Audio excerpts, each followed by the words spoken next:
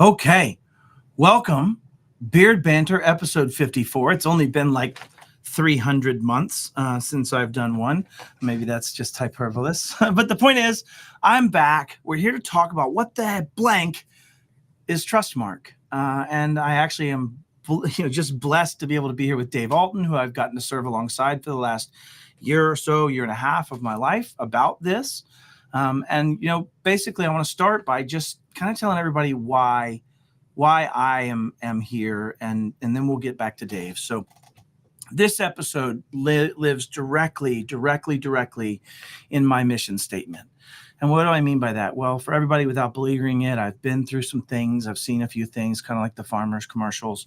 And I believe that we're all fundamentally broken, big business, small business, MSPs, all of us, and that we will at some point have to have some type of self-regulatory push and effort to say what is good, what is good enough. That's what I believe in. That's what I'm driving for. Now, we can get into long side chats, and if you want to just put how dumb I am in the comments, you can also do that.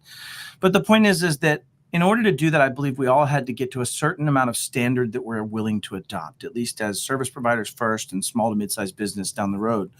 But if we start down that path, then we can use that as a mass and a critical mass to allow an SRO to start to exist, if ever that could play out. Not the intention of this conversation. But my mission is to help drive things that create that. Well, CompTIA Trustmark and its reboot as of 2020X, whatever this has been now, I don't know how many years, Dave, but is now meant to be that entity. And I want to talk about why, and I want to talk about why I believe you can do it, and I want to talk about what's going to suck while you do it. So that's the premise of our show. Dave, tell us who you are and what you do, brother.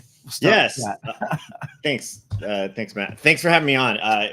I gotta say, it's an honor to be on like one of these with Matt, the infamous Matt Lee. So it's really cool.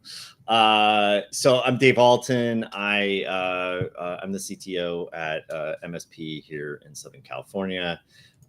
We have 18 staff, and we service technology needs. Right, play a lot in the cybersecurity space, and my personal mission is I see too many small businesses get hit with hacking and silly things, silly stuff that can easily be dealt with, right? Most days. And I'm just tired of it. I hate it. It drives me nuts. And blaming the end users isn't the right approach. And, making the service providers the bad guys isn't the right approach. And I really believe that cybersecurity is just like team sport. No. And you gotta have everybody participate. Otherwise it doesn't work. Right. And that's why I really kind of have, I was so excited to join the cybersecurity Trustmark with, that working group to kind of help generate what is the Trustmark? What is that thing that we've been working on for, like you said, almost 18 months, maybe even closer to 2 years now. And we've had a lot of fights, right? Because you sit in a weird position, right? Because you are both a practitioner that is living as a managed service provider that is working down this path, but you are also helping to shape what is going to be Trustmark and what's acceptable. And you've witnessed a couple of pretty interesting arguments and been part of a good number of interesting arguments around what should be in and what should be out, haven't you? Yeah. No, there's definitely been some times where, that working group gets way over my head. And I know that, having me on here kind of lends credibility that I'm I know cybersecurity or something like that. And I just don't think that's the case, right? I think so much of cybersecurity is a community, right? Well, let's dig into that. I think, Dave, I wanted to ask, what do you want to talk about? But let's just start there. That imposter syndrome, at least for me, never goes away. There's never a moment I sit here and go, boy, I should really be telling people about cybersecurity. I am the expert that knows it all. Yeah. I would be so disingenuous, Dave. And for you, I think you're kind of iterating the same exact emotions that I know myself and Jason Slagle and I've had this conversation. We feel that way, right? I mean, isn't it? It's absolutely nutty. Like I learn a lot by osmosis, right? I get to be around really cool kinesthetic learner, right? Right. I get to be around really cool people that really know a lot of stuff, and you kind of start to get it, but then you realize, like, oh wait, am I just getting it because they told that to me, or am I getting it because I actually know it? Or sure. How do you get that? And so I think I think there's a little bit of imposter syndrome in all of us, and I think you're really probably not a human if you don't have You're it. just narcissist at that stage, Well, right? yeah, that's true. I guess I you suppose could be somebody else and just that's not true. believe that your That's shit true. doesn't smell. All right. So All right. So let's get into, in your words, and I'll tackle it myself. What the heck is Trustmark? What is Trustmark? Let's just say it TLDR for anybody watching. They can quit after this part. What's Trustmark? yeah, so Trustmark is a set of prescriptive standards that provide evidence that you are doing the right things to protect your MSP specifically from bad guys, internal threats, and silliness, I guess I'll call it, just mistakes, right? There. Easy Hubris. places. Yeah, easy places that you can go wrong. But it's I love the one thing I love about the Trustmark, and I think you're going to tag on this as well, is it's so like, this is what you got to do. Yeah. I don't know how many people have read like SOC 2s, or you look at NIST 171 or NSF, even PCI, right? All these HIPAA, all these standards, right? All these frameworks, right, are so nebulous, and when you start to read them, you can really, really easily fall into two camps. You can fall into the camp of, oh my God, how the hell am I going to do this? Yeah. And then, okay, we gotta boil the ocean. Let's get it all done, right? And the standards don't leave a lot of room for middle, right? It's really, really hard to interpret and everything else. So that's the thing I like about the Trustmark, is that there are still things that you can interpret in the Trustmark. I'm not saying that it's 100% perfect, but and breadth, depth, all of the things. Yeah. Exactly. But it really is a path, a journey, versus turn it on or turn it off, right? Like that's kind of how I feel about the Trustmark, right? Here's what I think it is. I think it's all the things you said. It's a set of standards. It's something we can adhere to. They're all best practices. They're fairly digestible. They are about you, the company. Everybody gets into Trustmark. They're like, well, my clients won't all take MFA. I don't know that I could do the Trustmark. Has nothing to do with that. Right. It has to do with you and your practices. Now, some of those things blend, and we see some of that like crossover as time goes. Yeah, absolutely. But at the end of the day, for me, what Trustmark is about us saying, here's where we need to be based on the aggregation of risk, right? This came up in one of our conversations. We said, how much risk does an MSP carry? They carry the summation of all their clients' risk, not the high watermark, the summation. And the reason is I'm going to take those sweet, juicy admin creds and all that nice, awesome tech you're using to protect them, and I'm going to turn it off, and then I'm going to attack them through your hand. Right. And so you have that challenge. And so we came up with that. What is Trustmark? Trustmark to me has been this combination of using things like CIS and partnering with CIS in the way they're delivering it, and partnering with third parties to make this something where we're not reinventing the wheel, but are very pragmatic. So that's why I got involved. I'm massively down the CIS path, right? But then the second piece is it's something that you can pass with my F. Now, any practitioner out there that wants to just slap me for that, put it in the comments. Let's at least let you know you're here and get me some ratings. But the point is as you're talking about this, what do I mean when I say you can pass with my F? I believe this is one of the first programs that is intended to let you say where you are and meet a minimum standard, and know that that minimum standard is not where we need to be in the future. But it is at least the baseline from whence you're going to be judged the next year and the next year and the next year for those iterative growths to get you to that A, because we all suck. It starts with that one premise. And this is my words. Don't take this back to CompTIA directly, but in my mind, we all suck. And if we all suck, then we can't all just get there at once. You said this, right, Dave? There's that second camp that says, we'll just do it. Well, that's not how it works unless you're just massively funded, because there's hearts and minds you have to change. There's operational processes that have to change. There are things that you just takes time, right? And so you can't be in that camp and really win. You'll just pull your hair out. How I know. Which you've done well. You've done well with that, man. Thank you. And so my take is it's actually something that is really meant to be a maturity program that allows you to go from start to where you need to be. And this goes back to the piece I want you to tackle is you said you wanted to talk about how overwhelming this is. Why don't you dig into that for me for a minute of a practitioner going through this?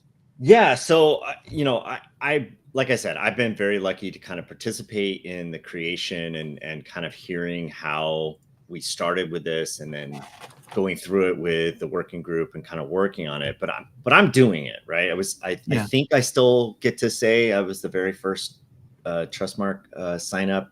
Hey, you're the only one here that would defend it or fight against it. So I say, yeah, probably. Yeah, I think Lisa can fight me on that if she wants to. We'll so see. yeah, but so I'm the first one. I join, and then I start digging in. Then I'm like, okay, I've been doing this like working group kind of like from afar, but now I got to do it, right? And yeah, I'm telling you, I sat down and I looked at it and I started like kind of organizing it in my mind and like, how are we going to do this? And it's very overwhelming. It's sure. It's a just lot. the scale of it, like all the as you additively say, I need to do an inventory of accounts. I need to do an inventory of software. I need to do an inventory. Like as you start just adding up those operational aspects, is that your point? Exactly. And it's not just the practitioner stuff either. It's the policy. And I think MSPs in general, and I don't mean this in a bad way, but I think MSPs in general didn't get in the business of doing what we do to write policies. We got in the business of doing what we do to help people with technology. That's why I do what I do, right? I love helping people with technology and getting it to work better and things like that and making their business run better because of it. But I didn't get into it because I'm like, oh yeah, hey, let me give you your computer use policy and your password policy and this other policy. And like, that was never, I don't think that was ever in the MSP's mindset. No, it's a great call out. And what I have seen Trustmark do is have me at least start thinking about how do I deliver operational efficiency in a documented way that if something were to go wrong, I have resilience. I'm able to participate in fixing the problem versus just being a victim of the problem, right? I don't know. Does that make sense to you, Matt? It does. You're like saying basically you're finding solace, if I understand this correctly, and at least getting this, like as you go through the rhythm, you have more and more of these things that you're fixing the problem, and it gives you that dopamine reward. If I get it, if I'm summating too much, gamifying it, yeah. And I think to your point of the overwhelming nature, like as you start adding up what needs to be done, combined with what we didn't know we needed to be done. Like somebody asked me, well, how much of this is stuff that is new revenue lines for an MSP? And this is if we're talking about delivering it for their clients, right? Versus what we're talking about here. And I said, I want to tackle the fact that a lot of these things they've been telling people they're doing, and they're not even doing it for themselves, let alone for their clients. Let's talk about that. Or that they even know they need to do those things, right? Like you were saying, it's like, wait, I'm supposed to have like a computer use, but I didn't even know I needed that. I didn't know I needed a privacy. I was just trying to build a cool sandcastle over here that made neat things, right? Like I just saw the cool crabs that came in when the water came in, and I wanted, right. And so to your point, so the Trustmark feels overwhelming, and now that you're getting into it, one of the things I like to point out is every MSP that says the Trustmark's too hard, my response initially is, so was going to an RMM, so was going towards a PSA. So was switching billing models from this to that. So was moving from VAR to MSP. And it's kind of my iteration and belief that we always are changing and iterating. This is just that next journey of efficiency and capabilities that we need to deliver. And it's my genuine belief that MSPs doing this for themselves will end up doing it in better revenue streams for their clients, explaining it better, making up the gaps of what's supposed to be mine, what's not, what's my shared responsibility, all that stuff comes by working on yourself first and digging into it. I want to tackle this real quick. Lisa says, yes, it's a journey.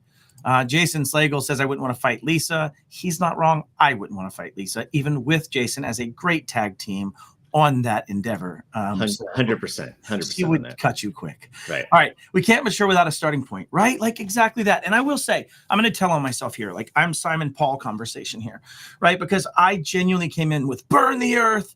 If they don't meet this standard, then the hell with them, I'm in.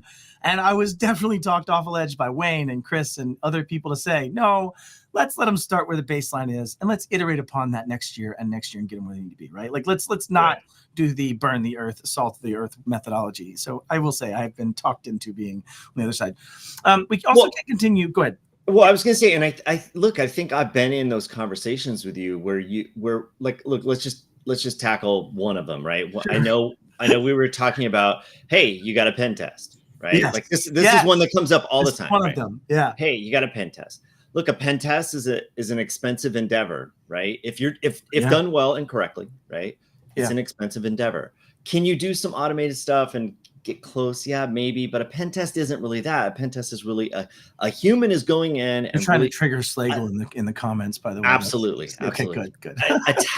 attacking something that is a known vulnerability and seeing, can you exploit it, right? Can you actually get there? Sure. Now, I'm a relatively larger MSP in comparison to most. We have 18 staff, so I'm not like a one-man show. But imagine a 1 or 2 or maybe a 5-man show where they've got to spend $10,000 to $20,000 to get a pen test. Sure. No, sure. I'm out. Like, I'm not going to do this. In their 20% maybe EBITDA on their right? Like, yeah, exactly. No, you're 100% exactly. with me. Yeah. So when we started talking about that, oh, we gotta have a pen test in there.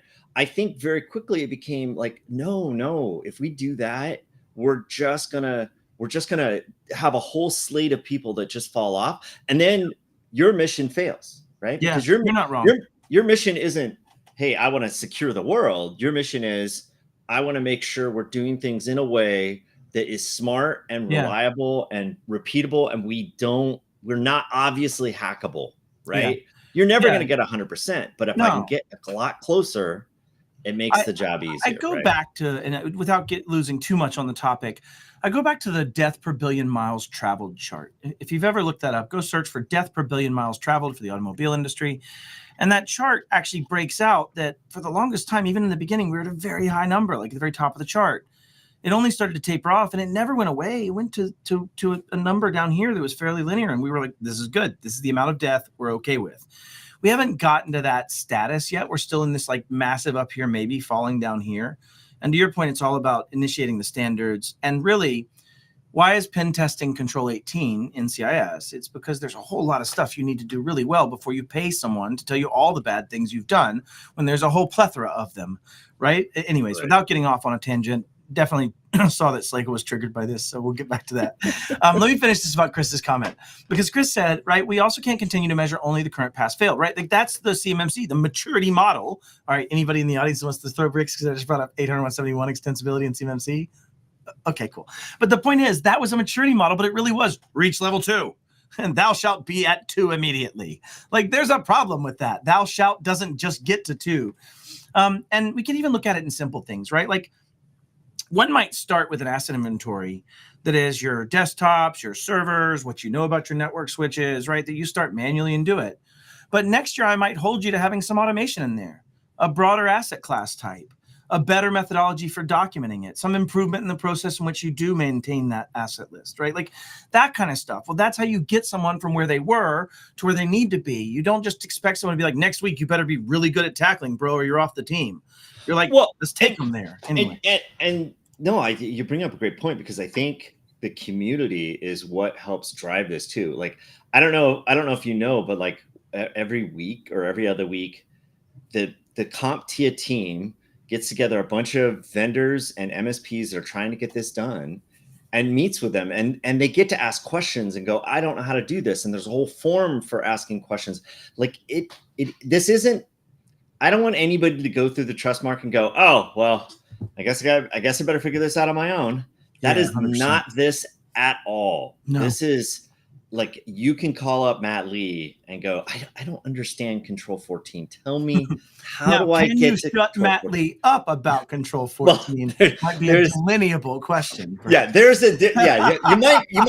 you might book out an hour or two with Matt Lee for Control 14. But basically what I'm saying is that like, this isn't a go it alone kind of approach. This is really a community event, a community possibility for us to all get better and do so much more with protecting ourselves, thereby protecting our clients. And I think that's really that's what I really like about the Trustmark more than any other frameworks. And there's lots of communities that do other frameworks and stuff like that too. But to have CompTIA behind it and helping us drive this path forward, I think is really powerful. There's also an aspect of being early in the Trustmark and going through this is far before we've set a lot of the precedences in our assessment objectives in stone, right? Like, you know, as well as I do, there's some malleability in what's happening. And like, does that meet it? Are we okay with that as a standard that won't exist in 2 years, right? We'll have a very, very non-lineable kind of understanding of where that needs to be. Chris, you correct me if I'm wrong in the chat. Also want to speak towards, I'm sorry if y'all are just now joining me on YouTube. I like to use beta things. And so I just experienced the cutting edge of what is Restream because this beta version did not stream to my LinkedIn platform. I apologize. So that's on me, y'all. But here we are anyways. So one of the things, Dave, that you started down this path of is that you had the breadth of the things that need to be accomplished. We know we have community to support us. How did you and your organization start doing it, right? How did you start actually operationalizing these kind of tactics that you had planned in your mind? Yeah, so I think I got some good advice early on, and that was, go through all the controls and see what you're already doing, right? Because there wasn't, because honestly, we were doing a lot more than we realized. I think the majority of MSPs probably are. Hopefully, yes. But I was doing way more than I realized. I was like, oh my God, I do have an MDR, and I do have an inventory, and I do have. Now, is it all documented exactly the way it needs to be to prove evidence and everything else? No, that's stuff I have to work on. But it took a weight off to know, sure. Wow, I'm not terrible at this. I don't suck. I don't know everything, but I know enough, right? And sure. it was very, very different when I looked at it through that lens of, okay, what am I already doing? And then, there's still a lot to do. I've been in this for more than a year, and I'm still a ways away. We have a goal of December, January. Honestly, not sure we're going to make it because our policies and procedures, there's a lot of work that we have to do around policies and procedures that we haven't gotten to. But I think starting to tackle the technical, the stuff that you're good at, right? Most MSPs are good at the technical, but once you start to look at it and go, oh, wait, I could pull that report from my RMM that would satisfy control 1.2. I'm not like you. I don't know the controls forwards and backwards. So whatever extensibility you're pulling for 2.x or whatever control it is that I'm looking for, right? So sure. I think that there's a path forward, and there's a lot of really good advice on how to move through the Trustmark and be active in the community, understand it, and implement it, right? And that's really what we're getting to, is implementing. I teach my students, I teach a couple classes. I know, like, my teachers would roll over in their grave because, like, I'm not a teacher. I'm a doer, not even a great doer, maybe. But yeah, so I teach a class on CIS, and I'm just basically explaining each control and doing those things. And I always tell MSPs, I said, hey, start where you are, and don't let perfect be the enemy of good.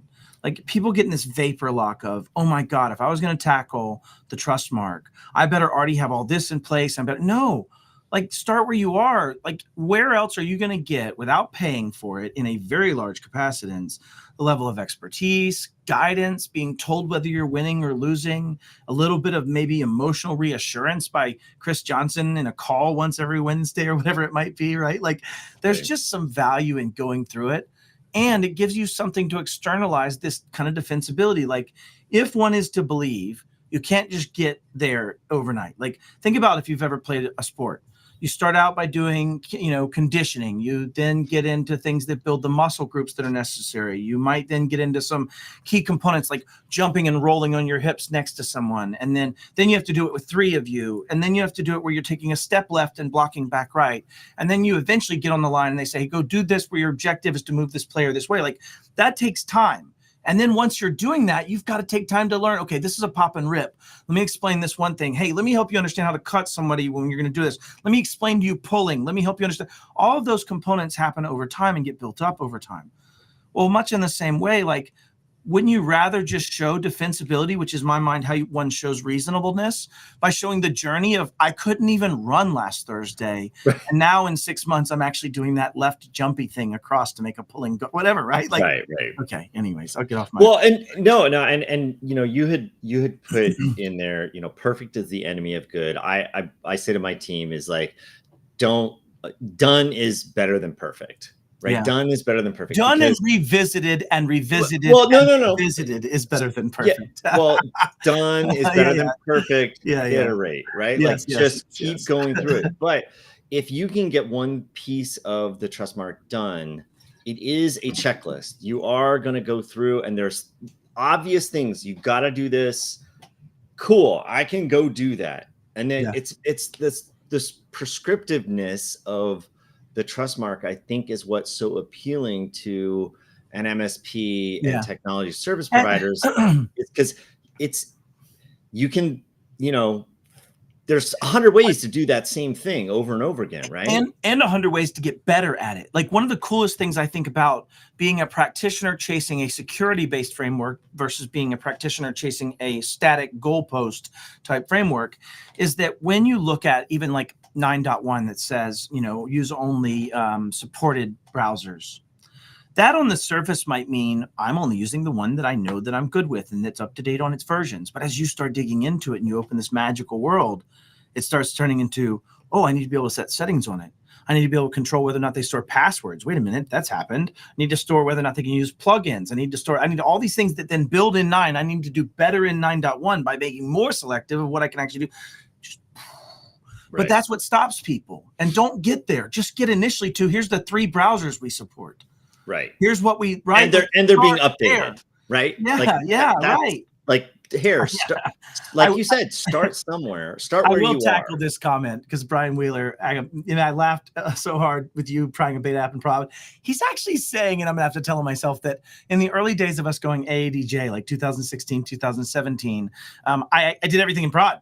I would destroy my technicians by just testing something yesterday. We had to wipe like 14 machines because I dropped ASR rules in place that then stopped lab tech from functioning at that time. Right? Like it was really bad. Anyways, I digress. But yes, Brian, I'm definitely still doing stupid things because I like to win stupid prizes. But look, Matt, this is great segue, right? Okay. That is a policy. Change management is a control that you have to have as part of the Trustmark, right? Well, let's dig into that. But I don't think many practitioners even understand what change management is, or how it works, or why do I even do it, right? And I think the Trustmark can start to shed the light on those things that maybe you weren't in the security side of the house, maybe you just came up through infrastructure, maybe you're not, you haven't been exposed to a lot of controls or things like that. But with the Trustmark, you're getting that exposure, and those people that have to go and be HIPAA compliant or CMMC or anything, Trustmark is a really, really great starting place because you can start to understand what a compliance framework is, how you manage it and implement it and document it, right? Trustmark lays all that out. CompTIA has been very generous and provided a lot of tools to help with that, expertise. The community tolerates Matt's rants, but we honestly get so much further along with all of those more difficult and challenging frameworks by just doing the Trustmark. Yeah, it's like you're not ready to play college ball in high school. You have high school ball to play. Exactly. Right. I know Chris is on here, and he'll be able to put it in the chat. But is like how much of SOC 2 is covered by Trustmark. There's some percentage. Yeah. And there's crosswalking. That's the great thing about it. We have about 130 or so CIS controls that then has crosswalking to a bunch of other stuff. And there's a lot in here. So Chris could maybe tackle if you want to pop that in the chat. I do want to take something that Jason Slagle said about change management is when he brought this up. And he said it doesn't drive how you do change management. And I want to tackle that, maybe not in the way he intended. And if so, just slap me, bro. It's cool. But like, when we would do it in the beginning, we just had a change management of, hey, Matt Topper, I'm about to change something. Is that cool? Yes, Matt Lee, I'll document it. Have a great day. Did it become more robust over time as we had more things? Yeah. So the point is, I can start with a shitty policy. I can start with something that doesn't actually meet the spirit of it. Oh my God, throw bricks at Matt. It's fine. I still am okay. To the point is, I think that you start where you are, you start flexing those muscles, you start where those gaps are, you start getting better, you start making those changes operationally over time, and you get better. You don't just get skinny overnight. You make changes to your life in that way. Chris says SOC 2 is about 70%, or we are about 70% of SOC 2, I think is the way he meant that to read. That is exactly how I meant Maybe it I'm to read it. incorrect. I was going to say 72. I thought that was the number, but I'm glad Chris had the actual number. That's super specific, so I would take your word for it, even if you're lying. No, it's just how I remember things. So, but look, the key to all this is we're on the same page. All of these controls, all of them, whether it's change management or having MFA turned on, all of them really open your eyes to I could do this better. I could be better at this. I could move along this path, and year 1 be here, and year 5 be at a point where I can go look somebody in the face and go, yeah, I'm 100%. I'm really good at what I'm doing, and we've got it documented. And when I say 100%, what I mean by thank you, Chris. What I mean by 100% is I am iterating on it. I'm looking at every year, I'm paying attention to it, and I'm moving further and further into, yes, we're doing this well, we're practicing it well, we're managing our policies and procedures and things like that. So, Matt, I'm going to put you on the spot. Let's do it. I love that in Beard Banter. So you are arguably one of the largest voices out there about how we need to self-regulate, right? Sure. Some level of that. What do you make of some of the recent, let's just take 2024, because we can go back a long ways and, uncover a bunch of stuff. But looking at 2024, what do you make of, it doesn't look like we're doing a whole lot better. How does this help? How does this make a difference in doing better in 2024 and beyond? Yeah, I think, and I think you're maybe unintentionally or maybe intentionally trying to trigger some real bouts of depression that I've actually struggled with. I'm going to be completely candid. I'm not even joking. I'm sorry. I'm not trying to do that. It's accurate.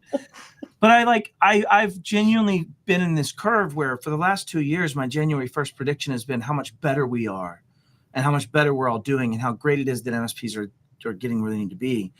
But then in just a couple of conferences, that was completely shattered. I asked people who's using a framework, who's having troubles with it, who's implementing it. And the same people that I know, and I have a damn near eidetic memory for faces and where somebody was sitting, had raised their hand the year before and said they'd been doing it. And they're just telling me now they haven't even tried.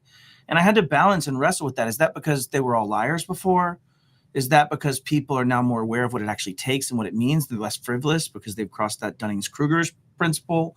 Is that, what am I dealing with here? And so I've actually been genuinely wanting to quit. I've been at a point where I'm going to try not to cry here. I think I felt empty, man. My point is, I think, though, I'm reinvigorated by this one feeling that maybe you don't have to win. Your job isn't to be secure. Your job is to be more secure than you were yesterday, because all you actually have to do is outrun the one that won't outrun the threat actor. And if you look at it that way and understand that everybody sucks at this, like big enterprise all the way down to tiny school district, we all suck at this, MSPs included, that if you just simply get in and get started and suck less tomorrow, that the same life ethos for everything else we do applies here. So I know maybe you meant to trigger that, but no, I did not. Yeah. So first of all, would never try to trigger something like that. But I will say this. What comes across is your expertise and your willingness to help, I think has made, it's made a huge difference to me. So am I perfect at this stuff? Absolutely not. Negative, Ghost Rider. Me either. Be the first to admit it. But what I will say is, when I talk to people like you and Jason Slago and Chris Johnson and the whole working group, really, I see so much potential for us to be better, but not in the secure way. I see us being more resilient. Sure. I see us being able to take the blows that we can't take right now. Like we're going down on the mat if we get hit, right? Yeah. But I think as we get better at this, it's not that there's going to be less hacks. It's going to be there less impactful hacks. Sure.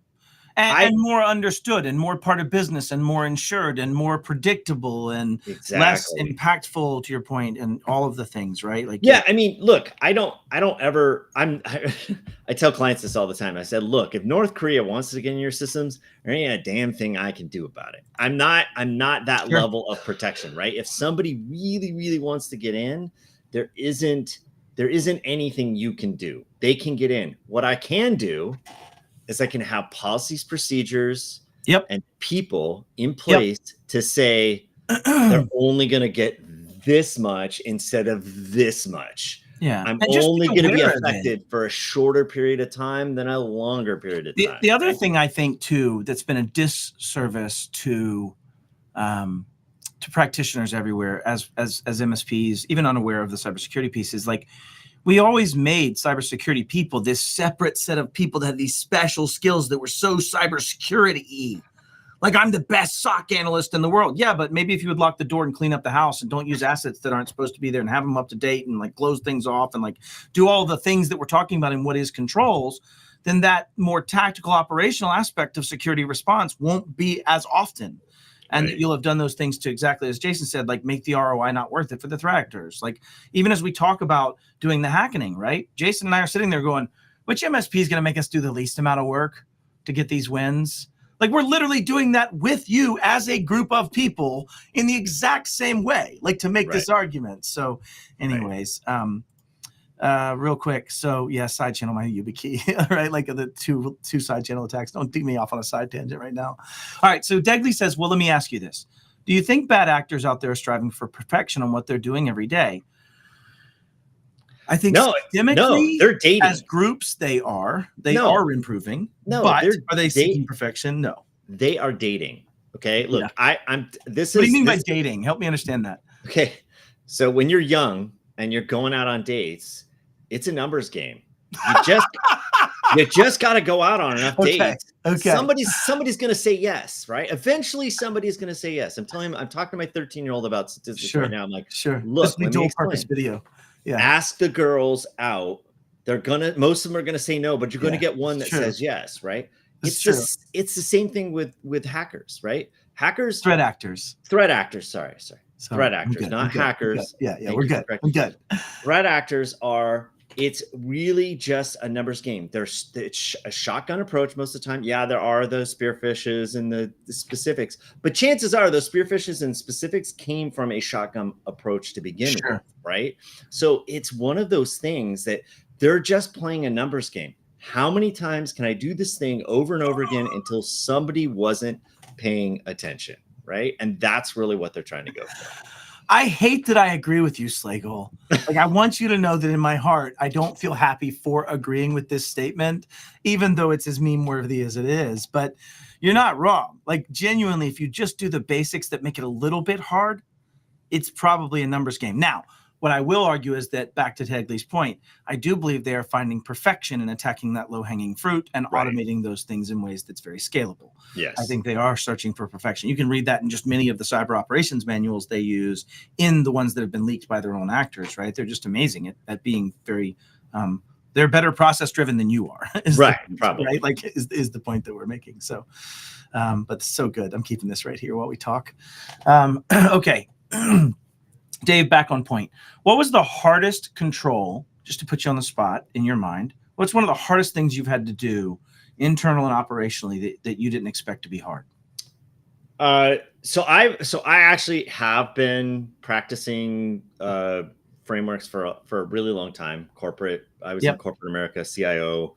I was around when Sarbanes-Oxley started, and people started asking me to sign pieces of paper that said, yeah, you control this. And I'm like, oh, hell no, I'm not signing. You had to get rid of the paper shredder that you kept in the corner. Exactly. So I understand HIPAA. I've been in the healthcare industry for a long time. So I understand these frameworks and how they work.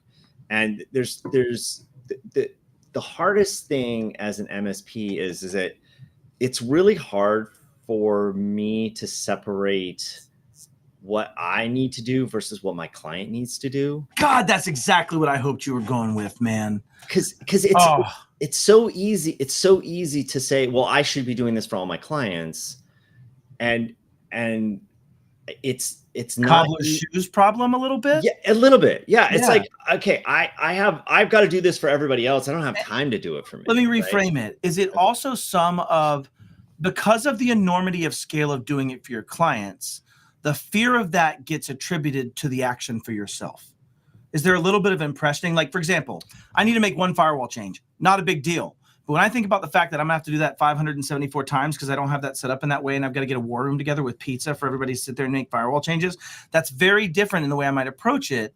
And I think some of that transference of the fear of the scale of it is implied back to your work, and people make it harder than it seems in their brain. For sure, absolutely. We go through that all the time. We often tell our clients, it's like, look, security and convenience don't typically go together, right? Sure. If you want it to be convenient, if I got to turn these 7 things off to make it convenient because you don't want to put 5 numbers in from your phone, I can do that. That's possible, but probably not a good idea, right? So you have, and I think as practitioners, we still need to find balance. Our systems have to work for ourselves, right? Like we can't not have them work because we're so secure. They can't turn on. I'm like, look, you want me to make you secure? Here, lock this in safe. Get off the internet and turn your computer off. You're perfectly secure now. You're not going to get hacked. I promise you. And I think the point is, and Jason made this in his balance of talking about ROI for the threat actors. In the same breath, there have to be business influences that choose how we move forward, what things we implement, to what degree we implement them. That has to be part of that decision tree, even to the point of saying, like, for me, for example, let's say I'm trying to implement something that says take away local admin rights, right, from the early 5s in CIS. What if I'm saying I'm going to do that? Now, I have to make a business decision to say, how am I going to still let my technicians serve all of their clients? You know, I saw that we had jump boxes at every client, and they had to jump on that to do administrative crap with their horrible IE7 to support the terrible, NVR that was in the network that still needed that. Now we're not having to make that decision on my side, and I'm not having to do administrative functions on our corporate assets, rather on the assets that are choosing that risk, right? And so some of the things that come into this are implementing strategies that allow you to make it less daunting, but still solve the point. And in our world, what makes it weird is, to your point, MSPs, I've found in my experience of doing speaking, and I've done a fair amount of it, when I ask them to think about a control or something I ask them to do, they immediately think about their client. And that goes back to what you started this with, which is, why did we get in this business? Because we wanted to make a cool sandcastle, and we wanted it to be really neat. And I'm going to bring it back to the kids on the beach, right? That's why we got in this. And yet we find ourselves having to do all these other things, right, to manage it. And so I think I lost my train of thought. I don't know if Wayne is on here, but I feel like now what my job is so much less about the technical aspects of protecting systems, and it's way more about the people aspects of protecting systems and getting to understand how a business measures risk, because this conversation is really, really hard to have with a business owner who doesn't recognize this isn't, like, I know you think your data isn't sexy, but everybody else on the planet does, right? Like everybody likes your data, they want it, and they're gonna go use it against you. So maybe get off of the whole, like, I'm having to have risk conversations with business owners to tell them, like, look, you're putting me at risk and I can't have that, right? But back to my point, people think towards that conversation rather than the one they get to have with themselves to say, am I executive enough to tell my technicians they can't write scripts unless they've been signed by this? And that's a you conversation. Right. Absolutely. And again, to that point, and for my unchoo-chooed train of thought derailed, right, aspect of this is that when you are receiving my talks often, the yous of the world, the first thought is the clients and how hard it is and what they won't do. The second thought is my vendors, how dare they're screwing me. They're not doing their SOC 2. They aren't very secure. They haven't done these things. Their code's trash. Their vulnerability managed. All true story. But it's not very often you look inward and go, I just literally hand a dude a laptop and tell him to go follow this checklist with an admin cred to our domain and set their stuff up. Like, that's not okay. And that's what we're talking about here. Right? And look, and the nice thing is, once you start doing it, right? Once you start doing it, and I'm gonna take issue with that point that Jason just raised. So once you start doing it, it's going to be easier to have those conversations with your clients to say, Yeah. I've already done this. I know what it takes. It's To really Lisa's easy. point here. And Matt, my argument is, I'm sorry, Jason. I think my argument is, I think Matt is just super sexy. Period. Oh, shut Like up. there isn't data in that Shaw. sense. Yeah. Shaw. And Lisa says this right. Have you examined your own risk? And I think what it really comes down to is when I started talking about that sandcastle and building something cool, I would actually postulate that almost every person that has been involved in technology till today has wanted to build something cool and build that cool sandcastle. The problem is that we then eventually find that threat actors be threat actors and that baddies be baddies, and we're going to lose because of those things. And so now we're in this point of having to wake up to all the stuff it takes, not just us as MSPs, but every business in the world, Yes. to meet this line between what a threat actor is going to be stopped by and what my checklist says I should do. Those two are delineable, right? I could be very, very compliant to a shitty policy that doesn't meet a control. So what you're finding, in my opinion, is that all of us are being pressured to deal with that change in technology. The people that write it, the people that make it, the stock market at whole and how they reward people and what they do with their tech debt. I had to say tech debt at least once or else it's not a beard banter, right? All of those type of things that play out have to be part of what we fix as an industry. All we can focus on are the basics that we can do for us. We cannot focus on whether our client will take MFA. Yes, that has to happen. That'll be, back to Lisa's point of risk tolerance, what I'm willing to accept, what you said also, Dave, of that. But you can keep a freaking list. You can decide what software is acceptable in your org. You can take away admin rights and give capabilities for people to have the things they need. You can put on an EDR. You can do things that allow you to have some network detection of things that are happening, right? You can do these basics for you so that, to your point, when you go talk to a client, you're not sitting there being disingenuous. As David likes to say, a friend of mine, he says, hey, you don't want to go hire that personal trainer that's 460 pounds and eating a cheeseburger while they're helping you. And it's not to be diminutive. It's saying, I want the person to help me to seem like they've done these things in some way. So anyways, I'll get off my thing and read some of these comments because they're probably pretty hilarious. Jason said, I've got to make out LOL. There's one more. You got it. One more. Got it. Glad I happen to remember. This is one. It's been a good time. All right, cool. Yeah, thank y'all for being here. I guess we are quite up on the hour. So why don't we do this?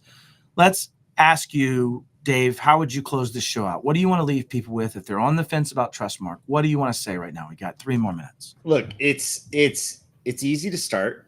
You don't have to be perfect at it, and you've got a whole community behind you that wants you to succeed with this. It's not that we're like, hey, we're going to test you and we want you to fail. We want you to succeed, right? We built these controls so people succeed at them and get better at them over time. So why not dip in? Why not just take it for a ride, see what happens? Look, worst case scenario, you're going to learn a couple of things and you're going to be better protected. Maybe you don't get the Trustmark. Maybe that's not the answer for you. Maybe that's not right for your business, but at least you would have learned something to get better at protecting your environment such that you, your clients, your business, the people that work for you are better protected from the threat actors that exist out there. And all they want to do is steal your money, right? Like that's it.